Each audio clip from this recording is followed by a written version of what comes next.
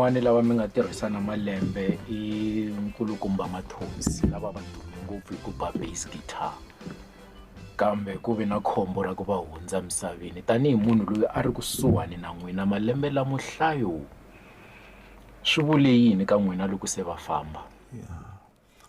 sweswo swi ni vavise ku tlula mpimo ni twe ku vava ngopfu ku hundza ka Mathonsi emisaveni ni nga swi langutelangi a ni nga swi twangi na ku vabya ka yena no twa ku Mathonsi u lovile swi ni tshove moya ku tlula mpimo nkulukumba luya hi tirhe ngopfu swin'we suka le ya